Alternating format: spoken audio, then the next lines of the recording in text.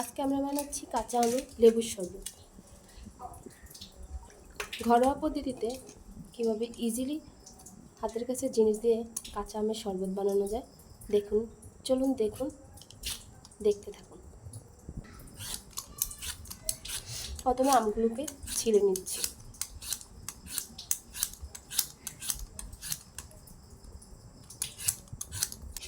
আমগুলো ছিলা শেষে এখন কুচি করে কেটে নেওয়া হচ্ছে। যেহেতু প্রচণ্ড তাপমাত্রা, তো এই গরমে আপনারাও চাইলে খেতে পারেন কাঁচা আমের শরবত। এটা শরীরের জন্য খুবই ভালো।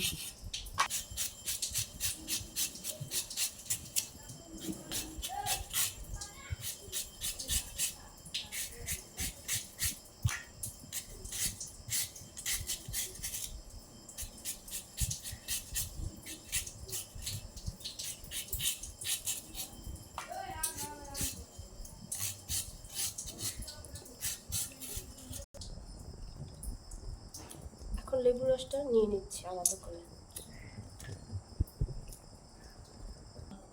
মিক্সিতে এখন আমগুলো দিয়ে নিচ্ছি।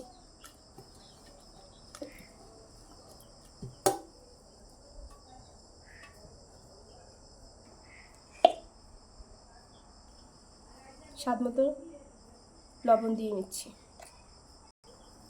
লেবুর রস দিয়ে নিচ্ছি। যেহেতু আম অনেক টক, লেবুর রস পরিমাণ মতো দিচ্ছি। আপনারা আপনাদের স্বাদ মতো দিতে পারেন। স্বাদ মতো চিনি দিয়ে দিচ্ছি।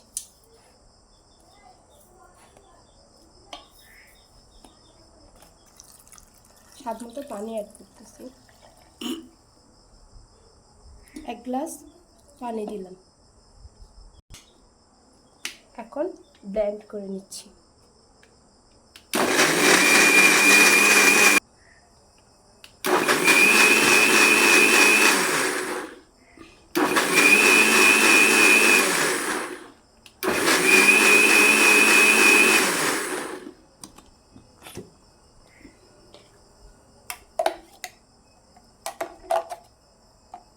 আর একটু ব্লেন্ড করতে হবে।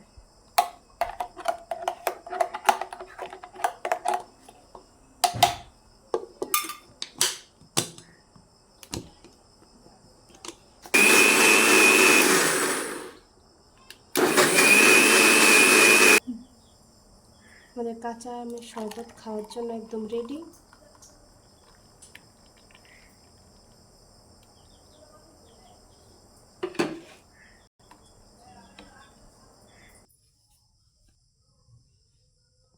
আমাদের শরবত খাওয়ার সদস্য, আসো শরবত খেতে আসো।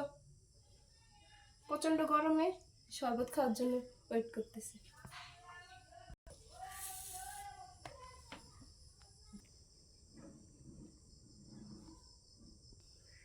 দেখুন শরবতটা কতটা লোভনীয় হয়েছে।